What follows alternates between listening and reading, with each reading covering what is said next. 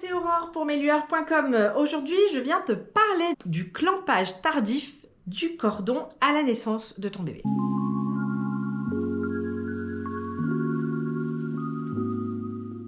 Peut-être que tu ne le sais pas encore, ou tu viens de l'apprendre. En tout cas, c'est quelque chose que beaucoup de femmes, on a découvert au moment de préparer nos accouchements.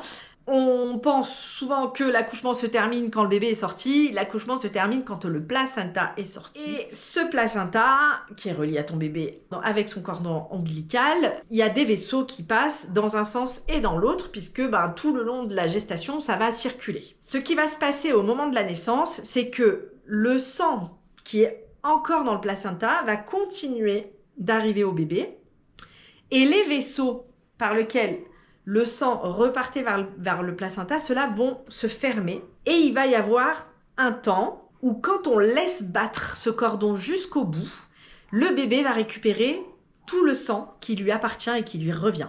Ce qui se passait jusqu'à il y a encore pas très longtemps et qui doit certainement encore avoir lieu dans des nombreuses maternités, puisque les habitudes ont la peau dure et que entre le moment où on se dit c'était pas une bonne idée et le moment où ça change effectivement et c'est acquis et admis et que le paradigme switch, ça prend du temps. L'OMS, depuis très longtemps, a dit il faut laisser battre ce cordon et attendre avant de clamper. Avant, ton bébé sortait, on clampait direct. Et là, de plus en plus de maternités attendent quelques minutes avant de couper. Donc l'OMS recommande au moins 1 à 3 minutes. La Haute Autorité de Santé, donc en France, elle dit quand même, s'il vous plaît, attendez au moins 30 secondes. Ton cordon, tant qu'il bat, en fait, il faudrait le laisser finir de battre. Ça veut dire que, en attendant, la circulation dans l'organisme de ton bébé se fait encore. Ça veut dire que ton bébé, il est quand même toujours oxygéné grâce au sang qui lui parvient du placenta. D'autant plus s'il ne respire pas tout de suite, il faut maintenir ce cordon. Donc c'est pas négligeable, ton bébé il peut récupérer de 30 à 50% de volume sanguin supplémentaire, c'est beaucoup. Je me suis pas trop attardée sur ces questions-là pour la naissance de mes filles. Je pense quand même que, même si mon premier accouchement ne correspondait pas à ce que je souhaitais, je sais là, a posteriori, avec du recul, en repensant aux discussions que j'ai eues avec la sage-femme qui était là pour la naissance, vu son point de vue, je pense très clairement qu'elle a attendu avant de clamper. Je pense que c'était le cas aussi pour la naissance de ma deuxième fille. On était à la maison dans un contexte physiologique. C'est vrai que c'est pas quelque chose que j'avais formalisé expressément pour la naissance de mon troisième, puisque j'étais seule à la maison. Il se trouve que du coup mon fils a été relié pendant plus d'1 heure au placenta avant que la sage-femme arrive et m'aide pour la délivrance. Donc le cordon était devenu totalement transparent, mon fils avait récupéré tout le sang qui lui revenait. J'étais dans une zone avec plus aucune sage-femme libérale pour accompagner des accouchements à domicile. J'ai réussi à obtenir qu'une sage-femme vienne de très loin pour la naissance, et elle est venue après, 1 semaine après, pour le suivi et le guthrie. Et j'ai combiné ce suivi avec une sage-femme en local qui soutenait mon projet et qui m'a suivi pendant la grossesse et qui m'a suivi en postpartum. Et donc cette sage-femme plus conventionnelle, elle a un peu halluciné en fait sur la couleur de mon fils qui était rouge. On sentait qu'il était plein de sang, quoi. Il avait pas du tout ce teint tout pâle.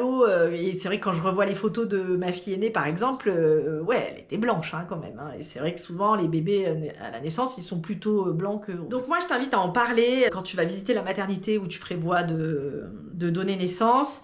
Savoir si c'est quelque chose qui, ça y est installé et ancré dans cet établissement, ou si, en fonction du gynéco sur qui tu tombes ou des sages-femmes, on est encore sur l'ancien modèle. Là, à ce moment-là, ça vaut le coup de faire un projet de naissance et de noter que toi, ce que tu voudrais, c'est respecter, en fait, tout simplement les recommandations de l'OMS, parce que il y a des moments, les recommandations de l'OMS, elles sont en notre faveur, donc faut pas hésiter à s'en servir. Et ce sera vraiment cadeau pour ton bébé. Et puis selon où tu te situes dans tes croyances, il y a même le palier au-dessus qui est le placenta lotus.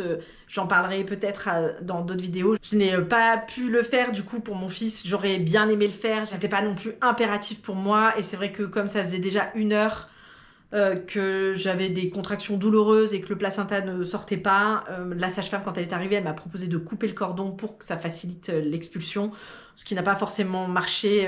Après, elle a tiré, tout est venu, tout s'est bien passé. Mais du coup, il n'y avait plus le placenta relié. Et il existe des systèmes de croyances autour de l'incarnation qui disent que le placenta lotus va faciliter l'incarnation de cette âme qui vient de s'installer dans ce tout petit corps pour démarrer sa vie sur de bonnes bases. J'aurai peut-être l'occasion de revenir plus en détail là-dessus. Si jamais c'est quelque chose qui t'intéresse, tu peux me le dire en commentaire. Si tu as des questions également, si tu as aimé cette vidéo, tu peux me mettre un petit pouce bleu pour soutenir mon travail. Et si tu n'es pas encore abonné, c'est le moment de le faire. Partage cette vidéo et je te dis à bientôt pour de nouvelles vidéos.